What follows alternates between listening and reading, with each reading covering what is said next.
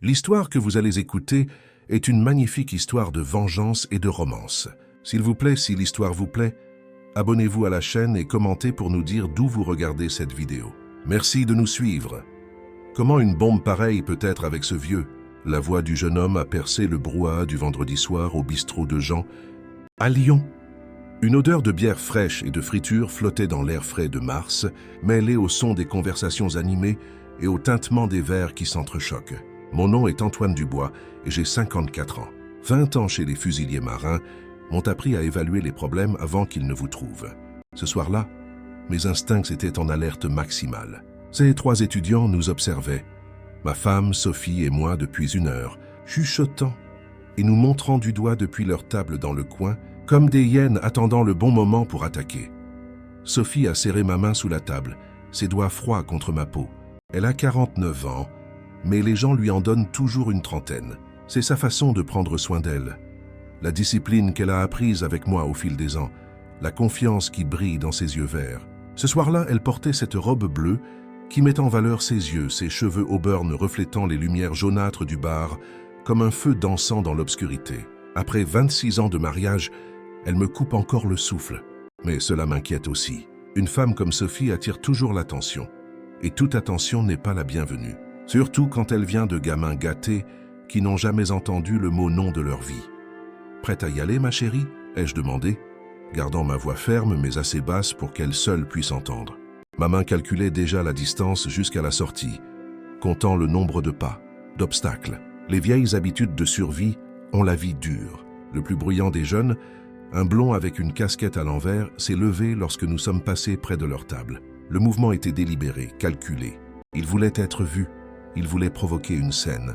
Ses 2 amis l'ont entouré comme s'il menait une sorte de défilé militaire. Le blond portait un sweat de l'université Lyon 2, qui coûtait probablement plus que ce que je gagnais en 1 semaine quand j'étais soldat. Il ne devait pas peser 75 kilos tout mouillé.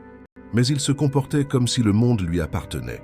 Sérieusement, dit-il assez fort pour que la moitié du bar entende, l'alcool rendant sa voix plus courageuse qu'elle ne l'était vraiment. « Qu'est-ce qu'une femme comme ça fait avec un type comme toi ?» Je me suis arrêté. Le bruit du bar a semblé diminuer, comme si l'endroit tout entier retenait sa respiration. Sophie a serré mon bras plus fort, ses doigts s'enfonçant dans ma peau à travers la chemise. Du coin de l'œil, je pouvais voir les autres clients se tourner pour regarder, comme s'ils attendaient un spectacle. Le barman, un homme plus âgé nommé Jean qui me connaissait depuis l'époque où je venais ici en tant que jeune fusilier en permission, a levé les yeux tout en essuyant des verres.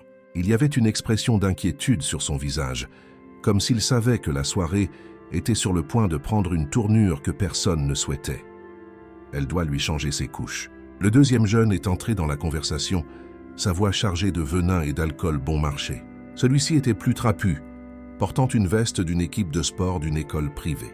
Le genre de garçon qui n'a jamais eu à travailler un seul jour de sa vie, qui n'a jamais connu le vrai sens du mot responsabilité. « Allez, ma belle, on va te montrer ce que les jeunes savent faire. » Le 3e, grand et mince, avec des cheveux gras qui semblaient ne pas avoir été lavés depuis des jours, nous a bloqué le chemin vers la porte. Ouais, le pépé ne doit plus avoir la forme de toute façon. J'ai regardé ces garçons. Je les ai vraiment regardés.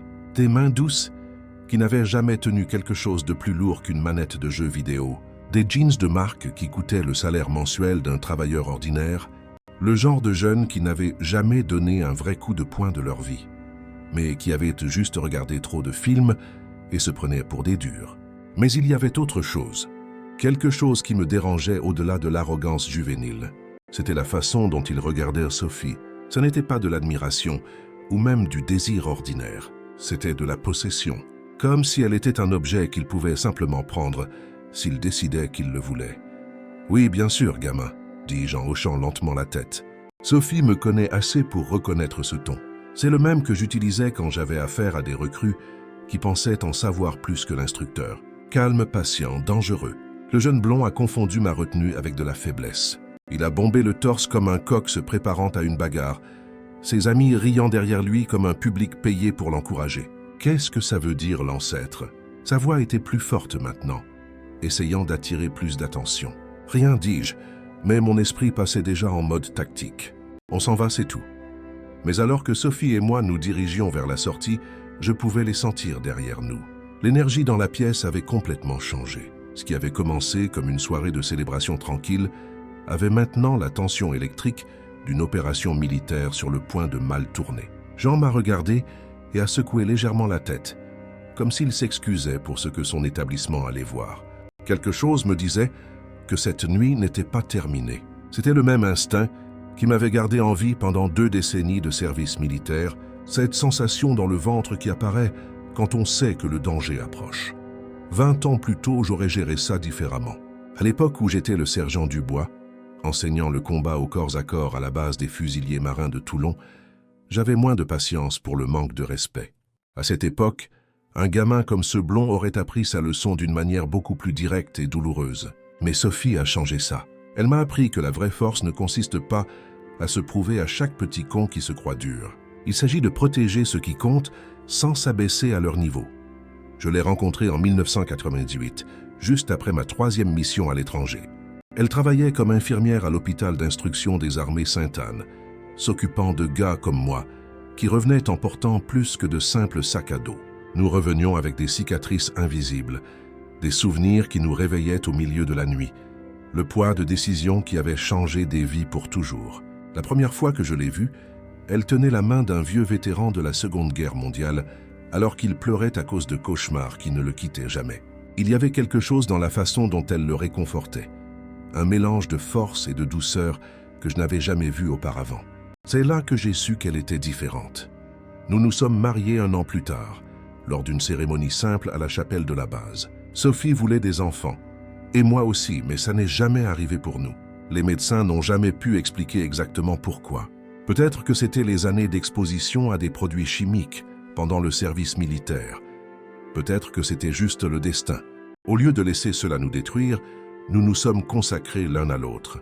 Elle m'a soutenu pendant la difficile transition vers la vie civile, quand j'essayais de savoir qui j'étais sans l'uniforme, sans la structure militaire qui avait défini mon identité pendant 2 décennies. Et je l'ai soutenue quand elle a décidé de retourner à l'école d'infirmière.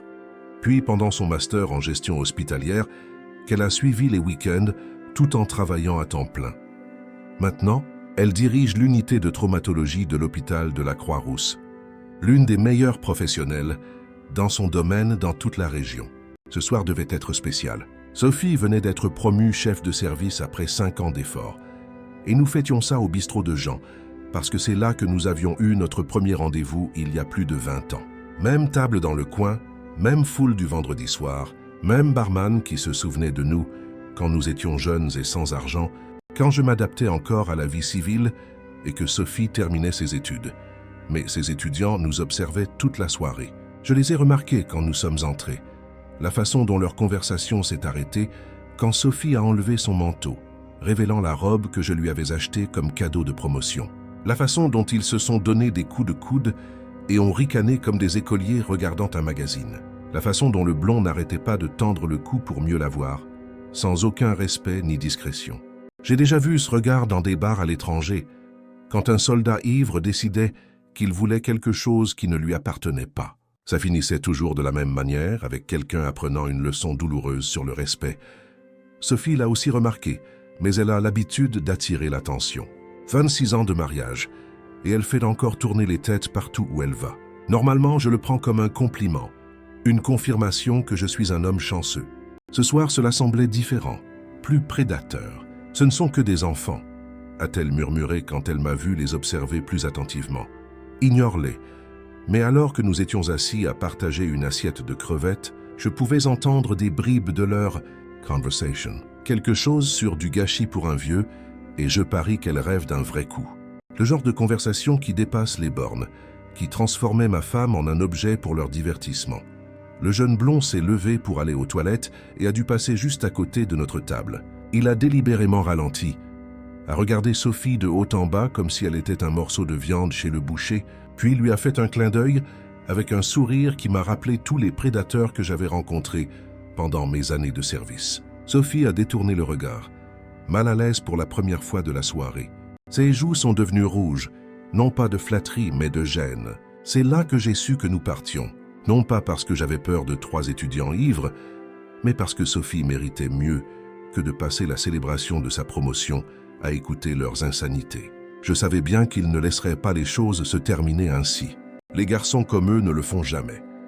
Le parking du bistrot de Jean était mal éclairé, couvert d'une obscurité qui semblait plus dense qu'elle ne le devrait. Seuls quelques lampadaires projetaient de longues ombres entre les voitures, créant des poches d'obscurité où n'importe quoi pouvait attendre. L'air était chargé de l'odeur du bitume mouillé et de l'humidité lourde qui précède une tempête printanière. Sophie et moi étions à mi-chemin de mon pick-up, quand j'ai entendu des pas derrière nous.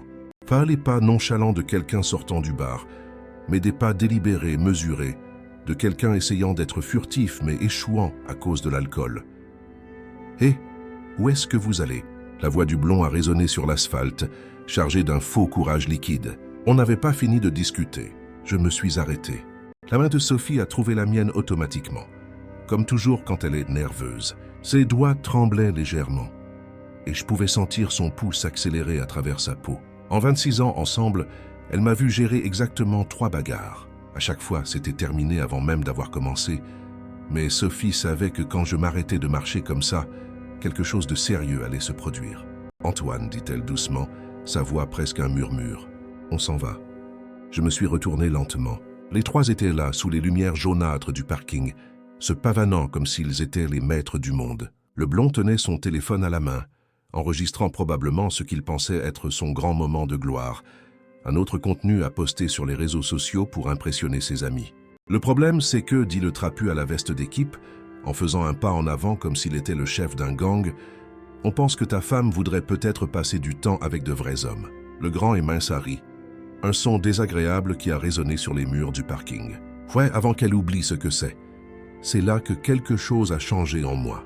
Pas de la colère exactement, car la colère est une émotion qui obscurcit le jugement. C'était plutôt comme un interrupteur passant d'une position à l'autre. D'Antoine, le civil qui se soucie de ses factures d'électricité et de sa mutuelle, au sergent Dubois. L'homme qui a formé des fusiliers à se battre dans certaines des situations les plus dangereuses du monde. Sophie a senti le changement dans ma posture. Mes muscles se sont tendus. Ma respiration est devenue plus contrôlée. « Antoine, tout va bien, ma chérie ?» dis-je, sans quitter des yeux les 3 jeunes. Ces messieurs ont juste envie de danser un peu. Le blond s'est approché, confondant mon calme avec de la faiblesse. « Danser? Qu'est-ce que ça veut dire, ce charabia ?»« Ça veut dire, dis-je en plaçant mes clés dans la paume de Sophie, que vous nous avez suivis jusqu'ici parce que vous vous croyez dur. Alors, on va voir ça. » J'ai enlevé ma veste. Je l'ai pliée soigneusement et je l'ai donnée à Sophie. Le mouvement était délibéré, répété, de la même manière que je me préparais pour les exercices d'entraînement quand je devais démontrer une technique à de nouvelles recrues. C'était aussi un moyen de gagner du temps pour évaluer la situation, calculer les angles, identifier les menaces. Le parking avait une bonne visibilité, sans obstacles significatifs. La surface était en asphalte ferme, sans trous ni débris, qui pourraient causer des problèmes d'équilibre. Plus important encore, nous étions assez loin de la rue principale pour qu'il n'y ait aucun risque d'impliquer des civils innocents. « D'accord, dis-je en retroussant les manches de ma chemise. Vous voulez danser un peu? Allons-y, mais une seule règle, un à la fois. » Les 3 se sont regardés et se sont mis à rire. C'était le genre de rire nerveux que les jeunes ont quand ils essaient de se convaincre qu'ils n'ont pas peur. Le blond a rangé son téléphone dans sa poche et a fait craquer ses doigts, un geste qu'il avait probablement vu dans un film. « T'es sérieux, l'ancêtre? Tu veux te battre contre nous 3? Un à la fois, ai-je répété, ma voix gardant ce ton calme que j'utilisais lors des briefings de mission. Sauf si vous avez peur. Ça les a touchés en plein dans le mille. Les jeunes hommes et leur fierté, c'est toujours leur faiblesse. Ils ne pouvaient pas reculer maintenant, sans paraître lâches les uns devant les autres, et ils ne pouvaient certainement pas admettre qu'ils avaient peur d'un homme de 20 ans leur aîné. Sophie a reculé d'un pas vers mon pick-up. Elle sait de quoi je suis capable, même si je n'ai pas eu besoin de le montrer depuis des années. Pendant mon service actif, j'ai enseigné des tactiques défensives à des fusiliers marins qui avaient la moitié de mon âge, des gars qui se croyaient indestructibles, jusqu'à ce qu'ils découvrent que l'expérience et la technique l'emportent toujours sur la force brute et l'arrogance. Je sais lire l'équilibre d'un adversaire, son élan, ses intentions écrites, dans l'angle de ses épaules et la position de ses pieds. Ces garçons n'avaient aucune idée de ce dans quoi ils s'embarquaient. Ils télégraphiaient chaque mouvement, avant même d'avoir décidé de le faire.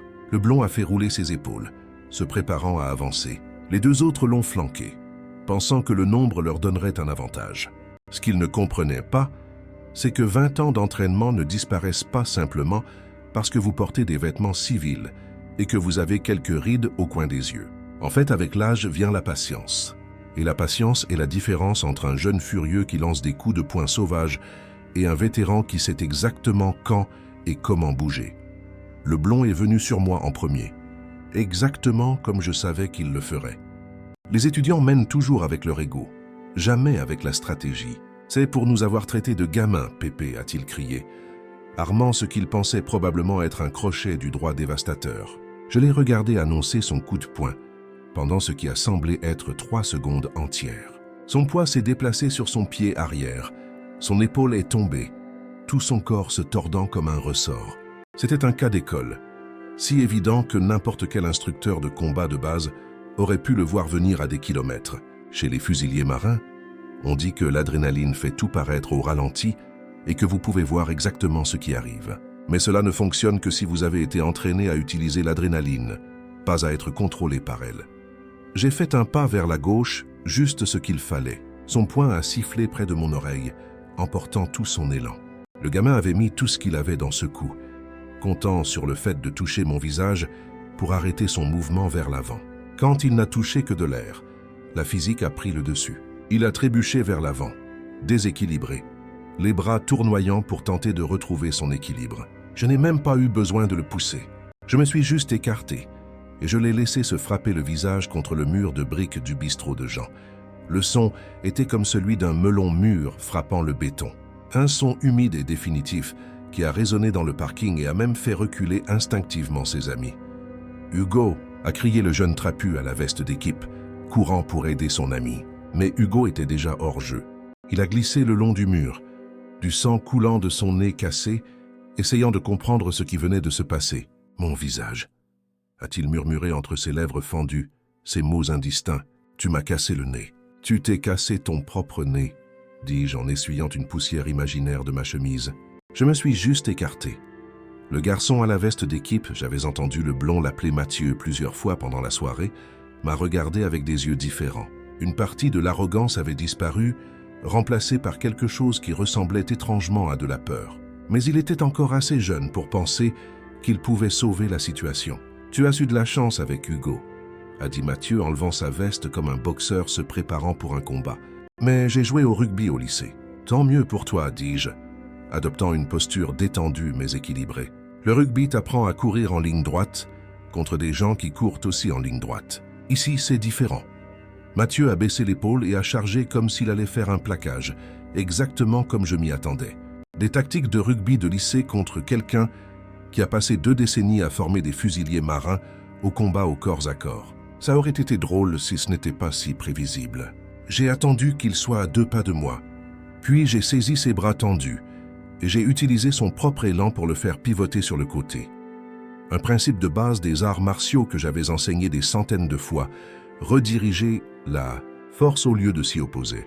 Mathieu s'est retrouvé à tourner dans une direction qu'il n'avait jamais eu l'intention de prendre, ses pieds quittant le sol un instant avant qu'il ne s'écrase sur le côté de la grande benne à ordures derrière le bistrot de Jean. L'impact a fait résonner le métal comme une cloche fêlée, un son qui a probablement réveillé les gens dans les maisons voisines. Mais son élan n'était pas terminé. La benne était assez haute pour que, lorsque Mathieu l'a heurté à la taille, ses jambes continuent de monter et de passer par-dessus. Pendant un instant, il a semblé flotter dans les airs, les bras tournoyants avant de disparaître à l'intérieur de la benne avec un bruit sourd et humide. Au secours, sa voix étouffée est venue de l'intérieur de la benne. Je suis coincé. J'ai regardé par-dessus le bord. Mathieu était coincé la tête en bas entre les sacs poubelles, ses jambes dépassant, sa veste d'équipe emmêlée autour de sa tête. Il se débattait comme une tortue sur le dos, ses mouvements ne faisant que l'emmêler plus profondément dans les déchets. L'odeur qui montait de la benne était indescriptible. Restes de nourriture pourrie, huile rance et d'autres choses que je préférais ne pas identifier. Mathieu allait porter cette odeur pendant des jours, peu importe le nombre de douches qu'il prendrait. 20 ans chez les fusiliers marins m'ont appris la patience, les gars, dis-je en rajustant ma chemise. Ils m'ont aussi appris ce qu'est l'effet de levier. Le troisième garçon, le grand et mince, reculait maintenant. Il s'appelait Julien. j'avais entendu lors de leur conversation bruyante au bar. Il n'arrêtait pas de regarder entre ses deux amis. Hugo, toujours affalé contre le mur, tenant son nez ensanglanté et gémissant doucement. Mathieu, se débattant impuissant dans la benne, ses protestations étouffées par les sacs poubelles. Et moi, debout là, calme, sans même être essoufflé. Mes mains étaient propres. Mes vêtements n'avaient pas un pli de travers. « C'est de la folie, dit Julien, sa voix montant d'une octave. Vous ne pouvez pas simplement agresser les gens. » Agresser? J'ai haussé un sourcil. Mon garçon, je n'ai pas posé un seul doigt sur tes amis. Ils se sont agressés tout seuls. Mais même en parlant, je pouvais voir Julien calculer ses options. Il pouvait s'enfuir et il aurait dû, mais sa fierté masculine ne le laisserait pas faire. Il pouvait appeler la police, mais il devrait expliquer pourquoi 3 étudiants ont suivi un couple dans un parking sombre, où il pouvait essayer de sauver un peu de sa dignité. Julien a sorti son téléphone avec des mains tremblantes. « Je vais appeler la police. »« Bonne idée, dis-je. Assure-toi de leur dire comment 3 jeunes hommes ont suivi un couple marié dans un parking sombre et les ont menacés. » C'est là que Julien a commis son erreur. Au lieu de simplement appeler la police ou de partir, il a décidé qu'il devait sauver un peu de sa fierté.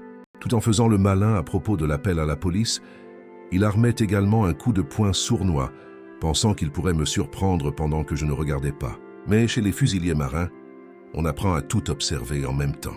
La vision périphérique devient une compétence de survie. On ne peut pas se permettre de se concentrer sur une seule menace quand d'autres peuvent approcher.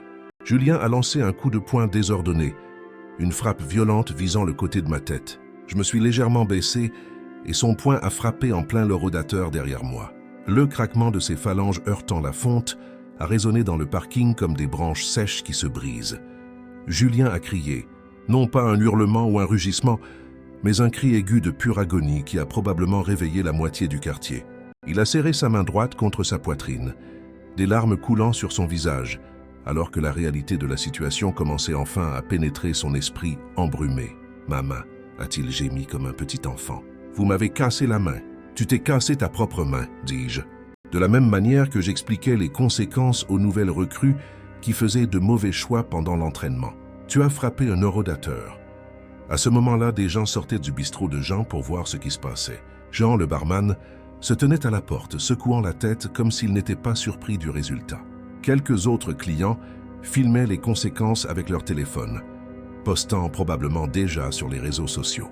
Hugo était toujours contre le mur, du sang partout sur son sweat de l'université, l'air d'avoir fait 10 rounds avec Mike Tyson. Mathieu était toujours la tête en bas dans la benne, ses mouvements s'affaiblissant à mesure qu'il se fatiguait de lutter contre les sacs poubelles. Et Julien était assis sur l'asphalte, berçant sa main cassée et sanglotant comme un enfant. Quelqu'un appelle une ambulance, a supplié Julien à la foule grandissante. « S'il vous plaît, c'est déjà fait », a dit une femme que j'avais reconnue de l'intérieur du bar. Dès qu'on a entendu les cris, Sophie s'est approchée et m'a tendu ma veste. Elle avait ce regard, celui qui me disait qu'elle voyait son mari comme elle le voyait il y a 27 ans, quand nous nous sommes rencontrés. Pas le vendeur d'assurance d'âge moyen qui s'inquiétait pour sa pelouse et sa retraite, mais le fusilier marin qui pouvait gérer tout ce que la vie lui envoyait. « Tu vas bien, mon chéri ?» ai-je demandé en enfilant la veste. Le tissu était encore chaud de son contact. « Parfaitement bien », dit-elle en passant son bras sous le mien. « Absolument parfaite. » C'est alors que Julien a fait une dernière tentative désespérée pour sauver sa dignité anéantie. « Il nous a agressés !» a-t-il crié à la foule, me montrant du doigt avec sa main valide. Ce vieux a attaqué 3 étudiants innocents. Jean s'est avancé, s'essuyant les mains sur un torchon. « Mon garçon, j'ai tout vu depuis la fenêtre du bar. Vous 3 avez suivi ce couple jusqu'ici et avez commencé les ennuis. » Ce monsieur n'a pas donné un seul coup de poing. « C'est vrai, » a dit la femme qui a appelé l'ambulance en brandissant son téléphone. « J'ai filmé toute l'altercation. J'ai tout enregistré. Ces garçons se sont blessés tout seuls en essayant de se battre avec quelqu'un qui savait clairement ce qu'il faisait. D'autres clients ont commencé à acquiescer, leur voix se superposant alors qu'ils racontaient leur version des événements. Le récit se formait, et il n'était pas favorable aux 3 étudiants. Le visage de Julien est devenu blême quand il a réalisé que sa version des faits n'allait pas tenir. « Mais il a dû faire quelque chose », a-t-il insisté, sa voix devenant plus désespérée. « Il a bougé », a simplement dit Jean. « Vous avez fait tous les dégâts vous-même. » Le son des sirènes se rapprochait, ambulance et police d'après le bruit croissant. Sophie a serré mon bras. On devrait probablement rester et faire notre déposition.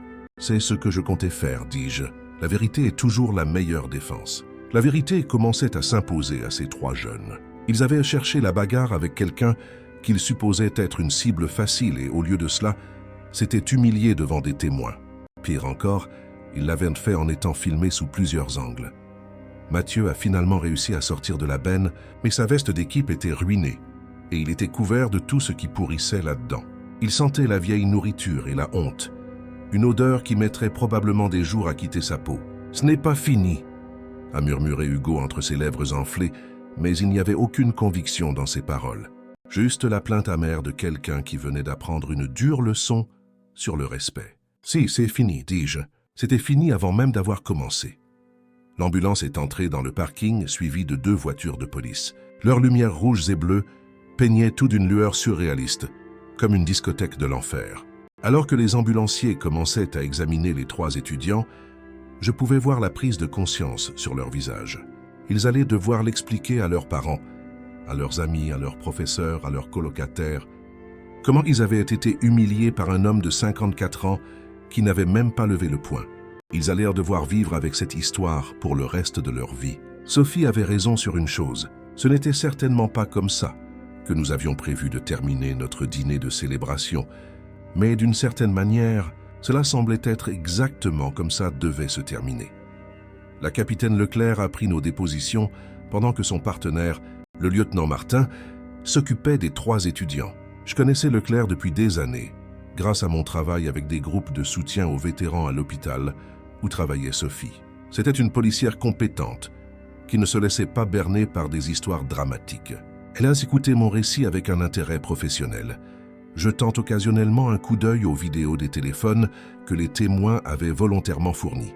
Le parking était rempli de preuves, toutes favorables à notre version des faits. « Alors, si je comprends bien, » a dit Leclerc en révisant ses notes, « ils vous ont suivi jusqu'au parking, ont proféré des menaces verbales à caractère sexuel et physique, puis se sont blessés chacun leur tour en essayant de vous attaquer. »« C'est exact, dis-je. J'ai utilisé leur élan contre eux. Des tactiques défensives de base. »« Des tactiques défensives, » a répété Leclerc en prenant des notes, « de votre service militaire. 20 ans chez les fusiliers marins, ai-je confirmé. Sergent à la retraite depuis 2018.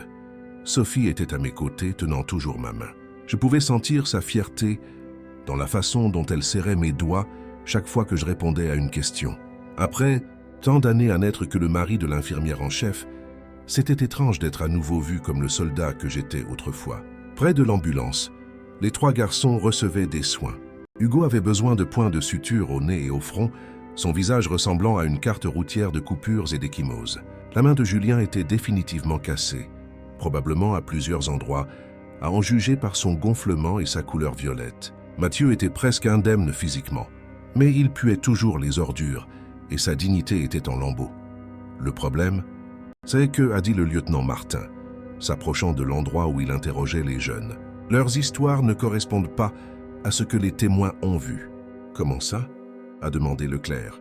Ils prétendent que M. Dubois les a attaqués en premier, a expliqué Martin. Mais nous avons 3 vidéos de téléphone différentes, les montrant en train de suivre le couple jusqu'au parking et d'initier la confrontation physique. Je n'étais pas surpris. Les jeunes pris dans des situations embarrassantes essaient toujours de réécrire l'histoire pour paraître moins pathétique. C'était la nature humaine. Ils insistent aussi sur le fait qu'il a dû les frapper d'une manière ou d'une autre, a poursuivi Martin. Il n'arriva pas à accepter qu'il se soit blessé tout seul. Jon, le barman, s'est approché de notre groupe, s'essuyant les mains sur son tablier. « Mesdames et messieurs les policiers, je suis barman depuis 30 ans. J'ai vu toutes sortes de bagarres que vous pouvez imaginer. Ce qui s'est passé ici n'était pas une bagarre. C'étaient 3 jeunes ivres qui ont essayé de s'en prendre à quelqu'un qu'ils pensaient être une cible facile et qui ont reçu une leçon de physique. Les ambulanciers mettaient Julien dans l'ambulance, sa main cassée dans une attelle temporaire. Hugo a refusé d'être transporté, mais il avait l'air d'avoir été heurté par un camion.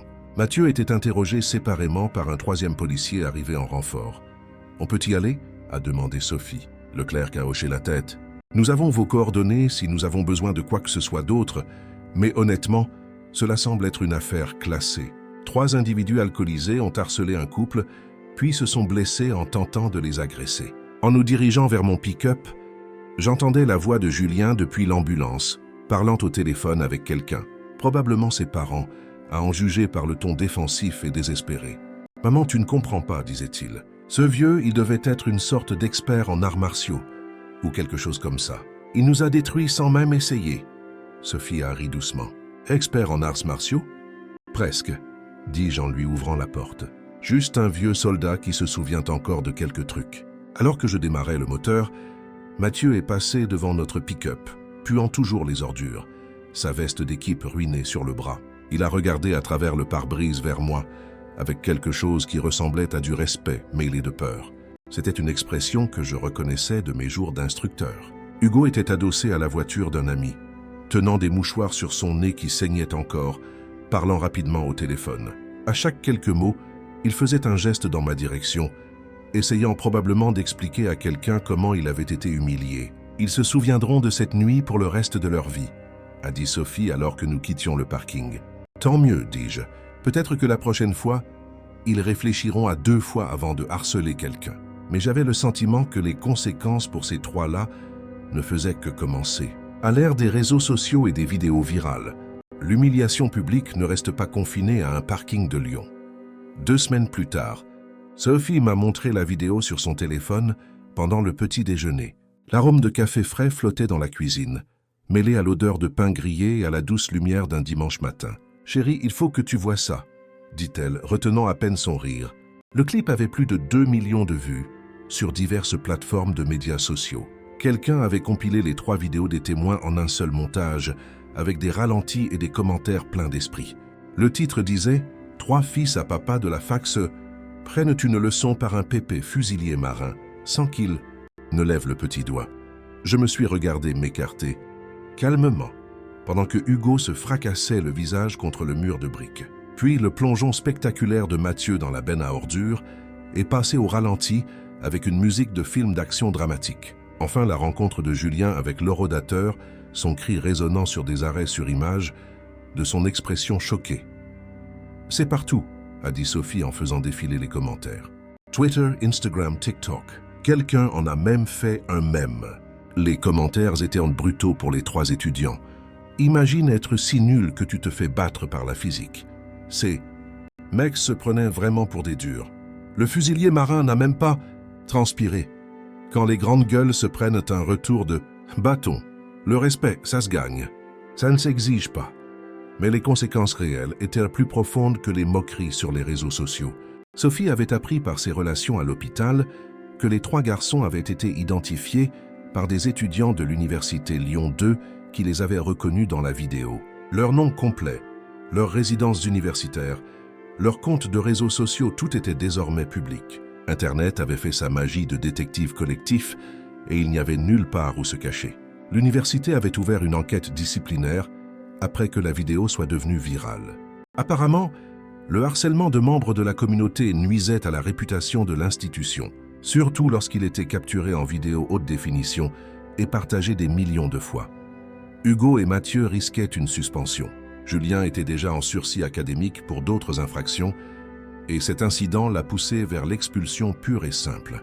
L'association sportive de l'université les avait suspendus tous les 3 indéfiniment, en attendant la décision finale de l'université.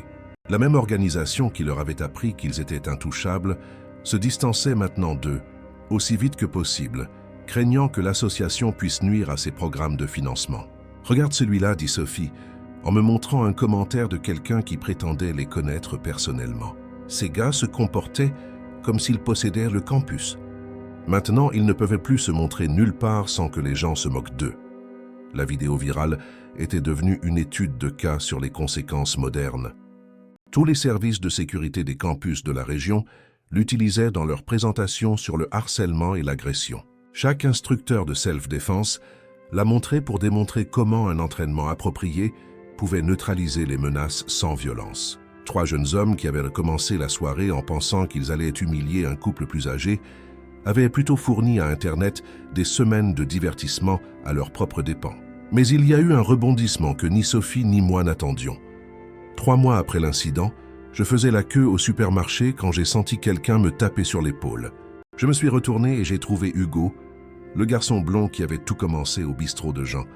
Il avait l'air complètement différent, plus mince, plus sérieux, avec une fine cicatrice sur le front là où il avait heurté le mur de briques. « Monsieur Dubois ?» dit-il, la voix hésitante. « Je peux vous parler une minute ?» Ma première réaction a été la tension. Les vieux instincts ont la vie dure. Mais ensuite, j'ai vu ses yeux. Il n'y avait pas de colère, pas de soif de vengeance. Juste quelque chose qui ressemblait étrangement à de la honte. « Bien sûr, dis-je en m'écartant de la file. « Je voulais juste dire, a-t-il commencé, puis s'est arrêté, luttant clairement avec les mots. Je voulais m'excuser. Pour ce que nous avons fait ce soir-là, pour ce que j'ai fait. » J'ai étudié son visage un moment. L'arrogance juvénile avait complètement disparu, remplacée par quelque chose qui semblait véritablement réfléchi. « Eh !» dis-je, voulant en savoir plus. « J'ai été renvoyé de l'université, a-t-il poursuivi. J'ai perdu ma bourse. Mes parents étaient tellement gênés qu'ils m'ont envoyé vivre chez ma grand-mère à Clermont-Ferrand. » Il a fait une pause, passant la main sur la cicatrice de son front. « Mais vous savez ce qui est drôle ? C'est la meilleure chose qui me soit jamais arrivée. Maintenant, j'étais vraiment intéressé. »« Comment ça ? » ?»« Ma grand-mère n'a pas Internet, a-t-il expliqué. Pas de réseaux sociaux. Elle ne va pas en ligne voir des vidéos. Elle m'a juste vu comme son petit-fils, qui traversait une période difficile. Elle m'a fait travailler dans son potager, m'a fait aider les voisins âgés avec leurs courses, m'a appris à cuisiner. Il m'a regardé droit dans les yeux. Pour la première fois de ma vie, j'ai dû apprendre ce que signifie respecter les gens. Vraiment. Hugo m'a dit qu'il s'était inscrit dans un IUT à Clermont-Ferrand, payant ses propres frais de scolarité avec l'argent qu'il gagnait en travaillant à temps partiel dans une quincaillerie. Ce n'était pas la vie glamour qu'il avait prévue, mais c'était une vie qu'il construisait de ses propres mains. « Je regarde cette vidéo parfois, a-t-il dit, pour me rappeler qui je ne veux plus jamais être. »« Et tes amis ?» ai-je demandé. Mathieu a réussi à retourner à l'université, mais dans une autre région. Je crois qu'il essaie toujours de se cacher de ce qui s'est passé. Julien. Hugo a secoué la tête. Julien n'a pas bien géré tout ça. Il blâme tout le monde sauf lui-même. Nous avons parlé quelques minutes de plus. Hugo m'a parlé de ses projets d'obtenir son diplôme et peut-être de créer sa propre entreprise. De la façon dont sa grand-mère lui avait appris que le travail honnête valait plus que le statut social. De la façon dont il apprenait à traiter les gens avec un respect réel, pas seulement une politesse superficielle. Au moment de nous dire au revoir, il a hésité un instant. « Je peux vous demander quelque chose, monsieur Dubois ?»« Bien sûr. Est-ce que vous aviez tout prévu, la façon dont chacun de nous s'est blessé ?» J'ai réfléchi à la question. Je n'ai pas planifié les détails spécifiques, dis-je. Mais je savais que si vous attaquiez sans réfléchir, la physique ferait le reste du travail. Hugo a hoché la tête lentement. Ma grand-mère dit que parfois la vie nous apprend des leçons que nous ne voulons pas apprendre, mais que nous devons quand même apprendre. Votre grand-mère semble être une femme sage. Oui, elle l'est, dit-il avec un petit sourire sincère. Merci, monsieur Dubois, de ne pas m'avoir vraiment blessé alors que vous auriez pu le faire. En rentrant chez moi, j'ai pensé à cette conversation. Sophie disait toujours que chaque personne que nous rencontrons nous apprend quelque chose, même si nous ne nous en rendons pas compte sur le moment. Peut-être que cette nuit au bistrot de Jean a enseigné plus qu'une simple leçon sur le respect. Peut-être qu'il s'agissait aussi de seconde chance. 6 mois après cette nuit au bistrot de Jean, Sophie et moi y sommes retournés pour célébrer notre anniversaire de mariage. Jean nous a accueillis à la porte avec un immense sourire qui illuminait tout son visage ridé. « Le couple célèbre », a-t-il annoncé à la salle. « Verres offerts pour nos célébrités locales. » La table du coin où nous nous étions assis ce soir-là était maintenant officieusement connue comme la table du bois. Jean avait même placé une petite plaque discrète, là où le respect a été gagné et les leçons apprises. Pendant le dîner, Sophie m'a raconté ce qu'elle avait découvert sur nos 2 autres jeunes connaissances grâce à son réseau à l'hôpital et sur les réseaux sociaux. Mathieu avait été transféré dans une université en Bretagne après que sa résidence l'ait expulsé définitivement. Il étudiait la gestion agricole et d'après ses rares publications sur les réseaux sociaux, il semblait bien s'en sortir loin des projecteurs de Lyon. Julien avait subi les pires conséquences. Sa main cassée a nécessité plusieurs opérations et des mois de kinésithérapie douloureuse. La blessure a mis un terme définitif à ses rêves de jouer au baseball professionnellement. Combiné à son expulsion de l'université, il a perdu son avenir sportif et académique en une seule nuit de mauvaises décisions. D'après ce que Sophie avait entendu, il vivait chez ses parents et suivait une thérapie, essayant de gérer la dépression qui a suivi la perte de tout ce qu'il pensait définir son identité. « Tu te sens mal pour eux, parfois ?» a demandé Sophie, coupant délicatement son saumon grillé. J'y ai réfléchi un moment, observant la même foule du vendredi soir qui avait été témoin de leur chute des mois plus tôt. De jeunes couples en rendez-vous, des familles dînant, des personnes plus âgées comme nous profitant d'une soirée tranquille, la vie suivant son cours normal. Ils ont fait leur choix, dis-je finalement. Les actions ont des conséquences. Je les ai juste aidés à apprendre cette leçon un peu plus vite qu'ils ne l'auraient fait autrement. Sophie a souri et a levé son verre de vin rouge. Aux conséquences, alors. Aux conséquences, ai-je convenu en trinquant avec elle. En quittant le bistrot de Jean ce soir-là, j'ai tenu la porte à Sophie et les regardé entrer dans le parking où 3 jeunes hommes avaient appris la leçon la plus difficile de leur vie. Les lampadaires projetaient les mêmes longues ombres, mais tout semblait différent maintenant. Paisible, résolu. Hugo, Mathieu et Julien ont découvert que le monde ne vous doit pas le respect simplement parce que vous l'exigez. Que la vraie force ne consiste pas à intimider les gens qui semblent plus faibles que vous. Que certaines leçons ne peuvent être apprises qu'à la dure. L'humiliation publique les a suivis sur les plateformes de médias sociaux et dans leur vie réelle, leur coûtant des amitiés, des opportunités académiques et un statut social au sein de leur communauté. La vidéo virale était devenue un enregistrement permanent de leur terrible jugement, consultable par de futurs employeurs, des partenaires potentiels et toute autre personne qui pourrait rechercher leur nom en ligne. Leurs tentatives de se faire passer pour des victimes se sont retournées contre eux lorsque les témoins et les preuves vidéo ont contredit leurs affirmations, les laissant faire face non seulement aux conséquences physiques, mais aussi à la perte de crédibilité et de respect de leur famille, de leurs amis et des institutions. Les 3 ont appris que certaines erreurs résonnent bien au-delà du moment où elles sont commises, que 20 secondes de mauvaises décisions peuvent remodeler des avenirs entiers, que le vrai caractère d'une personne se révèle non pas quand tout va bien, mais quand elle fait face à l'adversité. Parfois, les meilleures victoires sont celles où l'on n'a jamais besoin de donner un coup de poing. Parfois, la plus grande force consiste à laisser la vie enseigner ses propres leçons. Et parfois, juste parfois, ces leçons restent, du moins pour certains.